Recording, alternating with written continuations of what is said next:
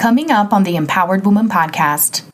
And then have them open their eyes and they're looking at the painting. Mm.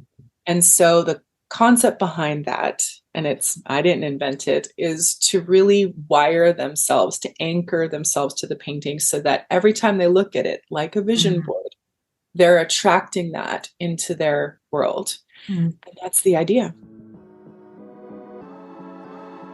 Welcome to the Empowered Woman podcast, the #1 show on personal growth, visibility, and profit for women entrepreneurs. If you're wanting to get empowered to be seen, stand out on social media, stages, TV, and more to make an impact with your voice in business, you're in the right place. I am so glad that you're here. My name is Marta Spurk, and I'm your host, empowerment coach, visibility and marketing expert, and all things motivation extraordinaire. Welcome again, and let's dive into today's episode.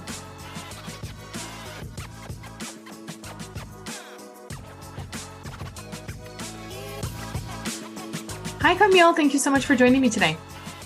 Thank you for having me. I'm honored to be here. Hey, super excited for us to chat more about the wonderful work that you do. It's too bad that podcasts don't have the visuals, but you have amazing, amazing art behind you, and we'll talk about that in just a moment. But I am very thrilled to be looking at them and the beautiful you as we're talking. So let us know more about who you are and what you do. Well, my name is Camille. I actually go by the artist name de Camille, which means by Camille. And a friend gave me that name, that moniker in college. And I'm really an artist on a mission. My mission is all about self-love. It's all about keeping our own cup full. And the idea behind my art is that when I'm painting, I'm always thinking of that. And I'm always trying to imbue my art with that so that it helps remind you to feed and fuel, your love for yourself. Because if we're not doing it, no one's going to do it for us. And we're not going to be able to give back or show our gift to other people or attract the life of our dreams if we're not doing it for ourselves. Mm-hmm. Oh, it's such a beautiful mission and very close to my heart because, as you know, I am very much an advocate for self-love and nurturing yourself. And right before this, we were talking about your Enneagram type. And I remember as you were reading through my book, you emailed me and said, "Hey, Marta, I am a type 4. And I was like, I could have seen that. I could have told you that. Because that's, the stereotypical artist.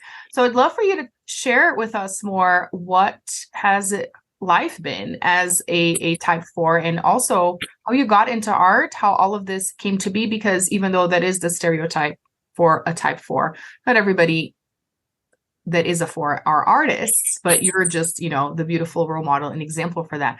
So tell us how you've noticed this in your life and are expressing it so beautifully, and how this has come about in your personal life too. It's funny, part of it is being individualist, and the other is being unique. And I often will think of myself throughout my life as being so unique that I'm not a stereotype. But finally, with the Enneagram, I realized, no, I really am a stereotype, and it's number 4. Love it. But in a good way. But in a good way, because there is such a uniqueness in every artist. And so what's beautiful about artists, like in the groups that I'm part of that are other artists, is that there's no competition. We're all like cheering each other on because there's so many different forms of artists. Yeah. And of course, you can have an Enneagram type 4 who's a musician, who's maybe playing in a band and not so like individualist. But yes, I do kind of I work alone a lot. And now though, I should change that, because that's changed in the last 2 years. I work a lot more with other people, and I can get into that, at some point, because this is something that really is so inspiring to me, because it's not like I'm just painting for myself anymore and my own gratification or what I want to do. And that's kind of the way I had been operating for a long time. Mm-hmm. And I'm curious, how did this start showing up for you? Was it since childhood? When did you start leaning into this as now, a huge part of your life and profession? Yes, I really got into it in high school. Okay. I moved back. We lived out of the country. We had lived in England for 2 years and the Caribbean for 2 years. And we came back and I got into it a little bit overseas. I got it into it in England, actually. Then coming back from England to Southern California, I went to a high school in Riverside and I had a great teacher who let me jump from just basic, high school art into his oil painting class. And for like $5 a semester or a year or something, I got all the oil paints I needed, all the canvas. I learned how to stretch canvas, and all I had to bring in were little jars for the turpentine. And I just set sail. I mean, even during lunch breaks, I would often be in painting. And I got my work into the local museum and got into this great art summer camp through the Cal Arts. And so just sort of that was my time. I had all the time in the world. I didn't have kids, I didn't have responsibilities. And I, for years, looked back at that period thinking that was my heyday. How am I ever going to get back there? I Mhm. had all this time, and that's why I was so good. Fortunately, I've become more prolific and I think a better artist, but I still look at those paintings and I'm like, oh, the 15-year-old was so Mm. full of so much inspiration. Oh, that's so beautiful. And so many of us go through that period of I was so free and I was doing all these things. And then you go through the hoops of being an adult and you're like, I'm never going to get back to that. But if you really want to, you get to, especially if it's a part of your calling, which I feel manifests a lot in our Yes. teenage years, even if it's just also confusing. Right, And right. also, we don't have as much clarity as we start getting older because that's just how it goes. So, how has it been, with being, so would you call yourself an introvert? I guess I want to ask that because I think we have this image of artists being more introverted. I would say introvert, extrovert. It's Okay. so hard to say. I still don't know. It really depends on, I mean, it depends on the time of month, quite honestly, because I do feel like I'm very sensitive hormonally. So Mhm. that was a big part of my challenge and my dip into depression or rage or, the more negative emotions that I've grappled with. But I would say that it also depends on the personalities I'm around. Mhm. If I'm with someone that's really got some gusto, I'm a little bit more, sometimes I try to match it and we like Yeah. there's that play, but there's also that like, okay, I need to sit back. I can't really, get into this. So I'm not someone that I can be social, but I'm not great at the little chit chat and just sort of Mhm. networking chit chat. That's not really my forte, though Mhm. I love one-on-one time. So go Yeah. for it. Right, which makes more sense too with, the other personality traits. I love that. So let's talk more about because you mentioned some emotions and being more on the sensitive side, which I think goes hand in hand with being a creative as well, and picking up on people's emotions as well. Talking about more of the listening to yourself piece or the inner talk, or even listening to other people as you are around people that are different from you. How has that played a role in the art that you create, or just in your development as you? Great question. I definitely saw a pattern of preferring to pull into my art than um, spend a lot of time just sort of hanging out with people, Mm. let's say. Like I nurtured friendships that were important to me, don't get me wrong, but I really loved doing that. However, because I'm an oil painter and not just a watercolorist or someone that could just pull something out and paint easily, it required space because it's messy. It takes a long time to dry.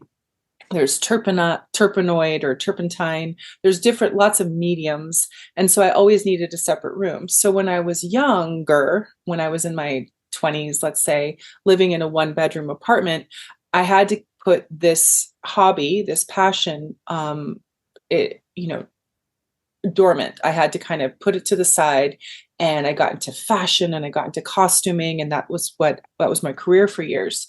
Um, so it wasn't until and I don't know if I'm segueing or answering your question fully, but it wasn't until I got pregnant with my daughter and had the time because at the time I was also modeling. So here my shape was changing. So here I'm at home and I'm painting and I have this space again. And I always think that at that time, she was activating my root and chakra and my creative chakras and really helping me kind of tap back into that productive, creative frequency. And after she was born, she was a great sleeper. So during her naps, I would take the time. I would have my little monitor and painting in the garage that I turned into my studio. And it was my heyday, also. It was the second heyday. And from that point on, that was 2015. I've been painting pretty much nonstop, and I painted the most, I'd ever painted in my life since then. Nice. It's so wonderful how kids can open these doors for us. Obviously, come with lots of challenges, but in many ways, I feel it's like the opportunity or the invitation for you to really see who you are in so many ways. Oh my gosh, it's an incredible journey. So let's talk about forgiveness a little bit in this process. Anywhere you want to go, anything that comes to mind when talk forgiveness. I had to forgive God in a way. I had to forgive the universe for not giving me what I wanted fast enough. I'm a big believer in manifestation. It's a big part of this other project that I alluded to, which is called the Manifestation Art Experience. And it's working with people and I can talk about that in a second, but the law of attraction is such that sometimes we want something so much that we are all in effect sending the message to the universe that we don't have it, that we have a lack of it, and there's scarcity, and therefore we don't get it, or we don't get it fast enough for our liking, and we get frustrated. And when you're an entrepreneur and an artist and you're creating and it's sort of surreal and abstract, but then you're an entrepreneur who wants to get things done and you're hustling, you really have to find that balance in being able to put the foot on the gas and put your foot on cruise control and sit back and receive and allow it to come in its own beautiful way. And whenever I've done that and imagined that I had everything I needed, I got everything I needed. And the right clients showed up. And I've always had this amazing, not ability, it wasn't my ability, it was what showed up. I've always attracted amazing people to work with. And that's primarily what I do. Is the majority of what I do through the Manifestation Art Experience is commission-based. So it's all based on what the client needs, whether it's an anniversary gift or that they want something that helps them manifest the life of their dreams, their life vision, or attract the partner of their dreams. So it's always sort of based around what they need.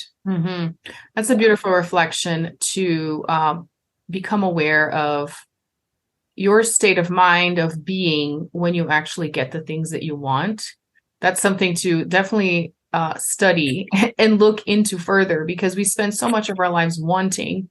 And then when we actually get what we want, we're not paying attention to what is it that actually facilitated, or how was I able to then come to a point where I receive this? Because then I don't have to spend so much time wanting.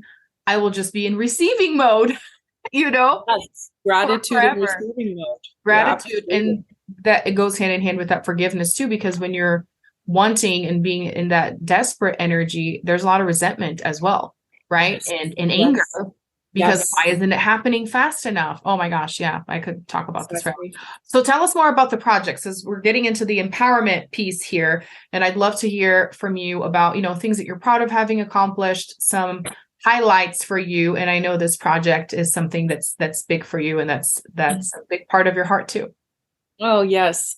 Well, this new year, so the project is the Manifestation Art Experience. And like I said, for everyone, it's different. Everyone reads into it and responds to it in a different way, and because they have different needs. And what I do with my clients is I meet them on Zoom just to sort of take you through like, well, how does it all work? Mm-hmm. And we do a one-on-one, connection where we see if I can even add value to their lives with this art. And then I take them through breath work. Now we can call it guided meditation, but it's really like breath work to really get that oxygen literally up to the brain, connect the brain with the heart. And I really start with this gratitude element of sending the breath down the different limbs and really talking and thanking the right arm, the right hand for all the things that it does for us instantaneously when we need it to, for the hugging, for the, everything that it does, or the painting that it does for me. And that gratitude. And it's, all of this is connecting, like I said, the heart to the mind, so that then when I start to ask questions like, what are you seeing right now? Are you seeing, what colors are you seeing? And I'm doing it at the same time. So it's been developing my own intuitive wisdom and, let's say, somewhat of a channeling between the client, between the universe, and what their needs are. And I'll start saying, are you seeing these colors? And they're like, yes, this is what I'm seeing. And I'm seeing this. And I'm like, me too. And so I'm taking notes. And then at some point we open our eyes and we are talking about it more, and we edit, and we're just kind of in this state of visualization. And it's where the creation comes from. So it's been really fun for the client because they're a bigger part of the art. It's not just, can you paint my pet portrait, or can you paint this for me? It's getting into it from that place that I get into it, with the creative juices flowing, and then making it something that's spiritually anchoring them to attract what they want every time they look at it. So then I go off and I paint it once we've edited and we've refined the images. I love actually starting with Pinterest. I create private Pinterest boards for my clients that help me just kind of get everything together. And then I paint it, and I'm about 60 to 70% the way through. I take photographs of the art. I text or email it to my client, and they give me their feedback. And we can go back and forth with this as long as it takes for them to be 100% satisfied with every literally square inch of the piece. Because I don't want them to get it, and I'm shipping across the country, across the world, and then say, if only I had spoken up and said this about this corner. So we really want to get it to where it hums every time you look at it. And then when I ship it off and they have it, we set up another appointment if they want. This is all part of the package. It's all part of it, to help them anchor to it, as I just said. And what we do there is we close our eyes again, and I help them remind them of, or have them remind themselves of, joyful moments in their life. And it could be anything. It could be having an ice cream cone the day before, to their birth of their children, or getting married, or a trip. It really doesn't matter. It could be body surfing. It doesn't matter. And I want them to get into that state of joy and euphoria. And I add that with maybe 2 more experiences, and then have them open their eyes and they're looking at the painting. And so the concept behind that, and I didn't invent it, is to really wire themselves, to anchor themselves to the painting, so that every time they look at it, like a vision board, they're attracting that into their world. And that's the idea. And so I think, so lately, the collection that I'm working on in between commissions has been this Ocean Bliss series, which is behind me. And I think the whole concept behind that is focusing on the horizon, focusing on the bliss of the ocean, Mother Gaia, the Mother Nature, and that a lot of people talk about the ocean being so soothing. So this is kind of the concept behind it. And the other thing that I'll be working on, another major project for the year, is bringing my art into hospitals and medical centers. And I was speaking to a local cancer center facility to bring the healing quality of art. It's powerful. What we look at, what we fill our mind with, can heal. The words we use, the way we speak to ourselves. So yeah, that's next thing I'm doing. That's beautiful. And it's such an amazing experience. And for me, I think it's understanding that there is a creative in all of us, because I know people call themselves creative, usually in the space of music, arts, or things like that. But all of us have that ability inside of us. It may not lead into our main, profession or even a hobby, but Right. it's there. It's there somewhere. And the fact that what you do is helping facilitate people tap into that part of themselves, and the fact that they're a part of this thing will make it for such a more meaningful piece that they see every single day in their home or wherever they choose to put it. It's so beautiful. So I really, really love it. And now I'm curious, as we move into our transformation step here, is what has been the feedback of your clients? Because you explained, the whole process. And I think you either sent me a video or you had me go to a link where you had a couple describing their experience. I'd love to hear what the transformation is by going through this experience. It's like I said before, it's so unique for each person. Mm-hmm. But I think the video you're talking about, because I haven't done very many video testimonials, was of this couple that such a sweet couple. I attract women through this project for whatever reason, and then sometimes it's working with couples, and they really went through the whole process. They're both religious, but also very interested in spirituality. And she was really interested in this whole project and wanted to do, sometimes they don't follow through with the second part of it once they have the piece. Mm-hmm. So her husband said in this video that she dragged him along, and he was like, oh, okay, can't I just tell you what I want in it? I mean, it's kind of going to be their like tribute piece to their family, to family connection, to their religion, to their passions, but it ended up being so much more because he became involved and he was really into it. And even so at the end of it, he was just so grateful that he had been part of it, and it was really sweet, because they'll have this forever. Again, a lot of these pieces that I do, especially when they become more and more personalized, no one's going to sell them. They're not like, I bought this painting and then in 10 years I'm going to sell it. It's one of these forever pieces.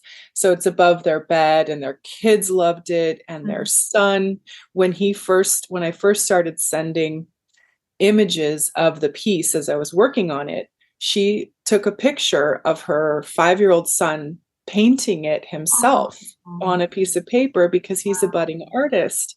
And so he said, I want to buy that painting, not knowing that she had already bought it.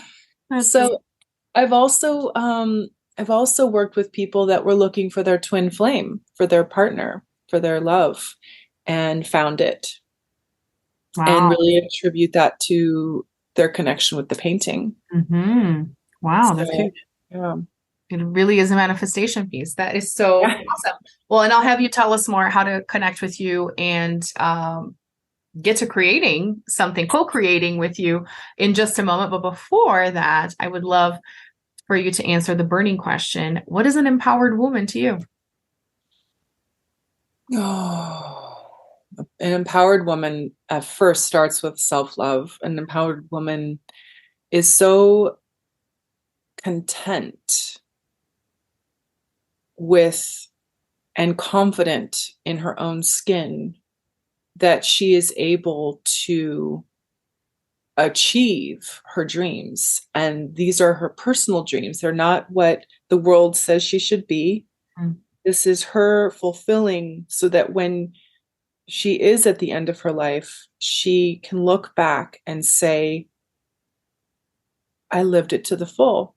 I lived it all the way. I loved deeply. I connected with people. I was of service. And I feel complete. That's a beautiful definition. I love that. It starts from within, and then it ripples out, and then, encompasses everything outside.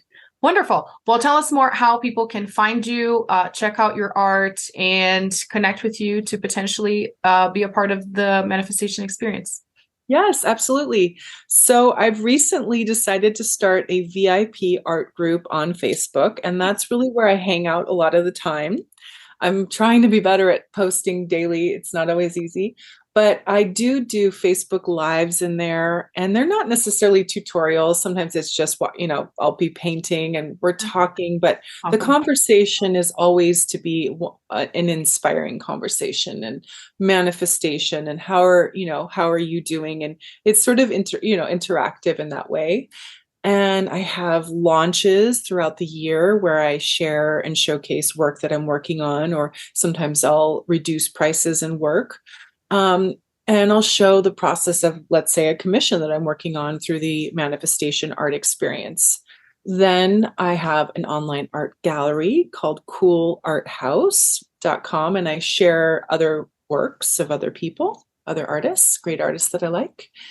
And then I also have a scheduling. I can probably for your audience, I'll leave the scheduling app out so that they can connect with me and we can just have sort of like a virtual coffee chat. We'll keep it complimentary. It's just to get to know each other, to see what the needs are and see if I can help. But already it's only January and I'm starting to definitely fill up with these commissions, and I do take my time with them. So, there is this sort of it'll be the right timing when it all happens. Wonderful. Well, I'll make sure and put all the links and contact info in the show notes. Thank you so much, Camille. This was so delightful. Martha, thank you for having me. I love talking about this stuff.